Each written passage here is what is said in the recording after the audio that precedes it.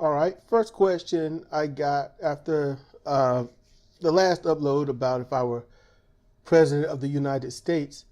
Conquer Thought asked, how much would you regulate things on the industrial level?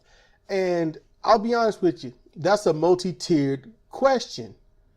And I think I just want to answer it as kind of as direct as it's asked upon basically regulate and the industrial level. So for that, I had things in my mind financially, quote unquote, morally, things like that. But instead, I will go with practices. So how I would regulate it is simple. Rules that if you break, you are jacked up.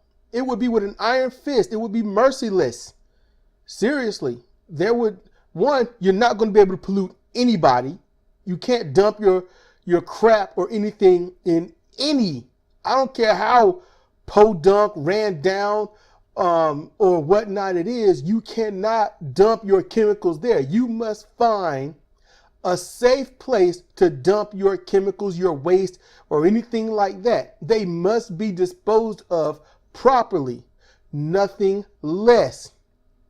They must be disposed of properly. And if, by chance, that waste can be used as fuel for homes and whatnot, then definitely I would even look into it. No, it would be something that would have to get done. It would have to be so you would use that waste to power the homes and other industries, maybe even your own. Save yourself some money by using your own waste to power your own building, your companies, your manufacturers, all this other stuff. That's how I would regulate it. They will not be able to buy back their own stock shares and stuff to drive up the prices. No, that's, in my opinion, that's fraud. That's fraud. You can't control the stock market by buying your own stocks. Can't do it. I would not allow company mergers. I would tear away territories. There would be no monopolies. And those that are monopolies, they would get broken up or ran out, and I would force, by some manner, someone new to take over. There would be something new. Like, for example, Verizon and stuff like that. They have territories. Because they have territories, no one else can put up phone lines or internet services. They have a monopoly. They have a tyrannical control over that. And because of that, they can tell you how much you're going to pay, and you have no choice but to pay it. You have no power. You've got nothing. If Dish Network says you have to pay $175 for the basic package, then that's what you're going to pay, or you're not going to watch it. And, it's all about making profit. You make profit off of the blood, sweat, and tears. Actually, tears, sweat, and blood, if you want to go in order, from everyone else. So, no, there would be no territories. That mess is gone. It is literally supply and demand. If people have a demand, then there should be someone that can supply it. Not, I'm going to monopolize the supply, so when you demand something, all you can get is what I give you. So, no, it's not going to work that way, and I would not let it work that way. It's going to change. It would change. What else? I would definitely not allow them. This is branching off, but I'm going to say it anyway. Corporations, big industry would not be able to put money offshore. They're not allowed to do it now. It's actually illegal to do it. It is a federal crime. When I was a kid, I heard about offshore savings, and that was considered treason at the time. Why isn't it treason now? Why is it the thing to do? Why is it now the thing to do? No, that would end. You know why? Because they're going to prison. They're going to prison. I don't care how, I don't care why. They are going to prison. If you're hiding your money offshore, you are going to prison. If your money cannot, if your American-made company cannot help support America, you are a traitor to America. If their money was going overseas to help build things there, to make things more prosperous here, and it was evident, and it's not something you're going to see in 10 and 20 years, by then you'll be so used to it, you just don't give a damn no more. You just think, yeah, it's working. You don't have any evidence. No, it's not working, but you don't really have any evidence. The only evidence is they're making more money.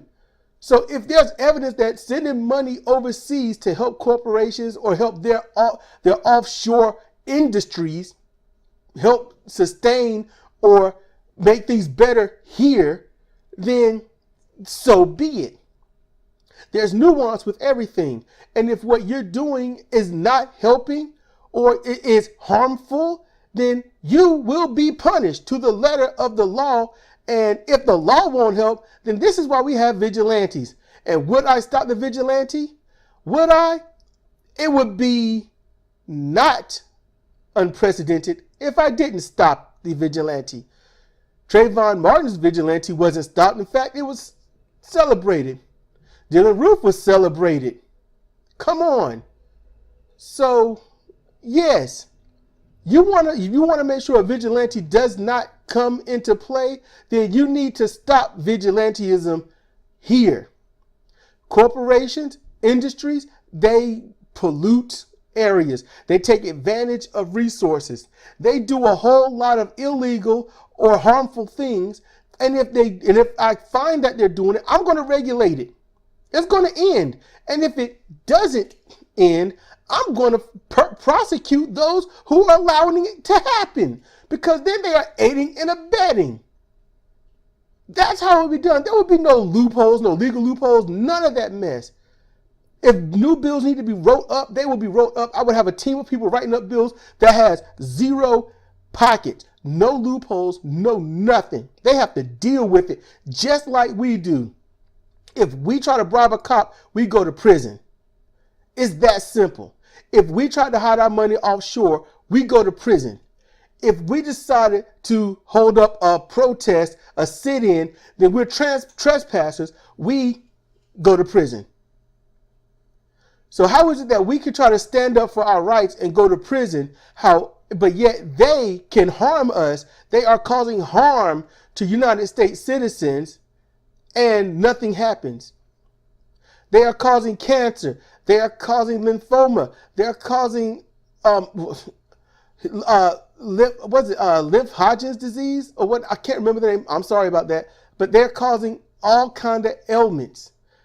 These companies, the corporations, they are causing it. Look at Flint, Michigan. Yes, I would regulate the hell out of them. If you don't fix it, you're going to prison. The fact that you even did it, you're going to prison. Somebody else can take over. The fact that it's happened, you can't correct something you could have. You don't have the chance to correct it. You messed up. If I told my daughter, look, you stay away from them cookies, and my daughter went and got a cookie, and I'm sitting watching her eat the cookie, I'm like, have you lost your mind? It's too late. What you gonna do? Regurgitate the cookie? I'm sorry, my bad. I saw it and figured you wanted me to have it. Oh, hell no. It don't work that way. These companies don't get that. So yes, they would get regulated. The industry, yes. On the industrial level, yes. Regulated fully.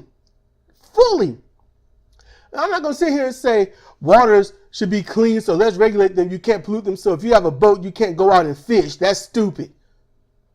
You're cutting your grass and some of the grass gets into the water or whatnot. That's stupid. It's grass. It's nature. It's fine.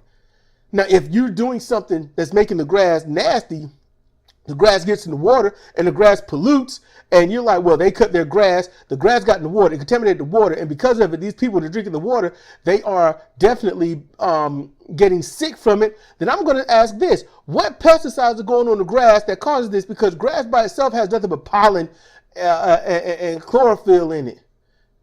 So that's it. And zinc and other stuff, from the soil.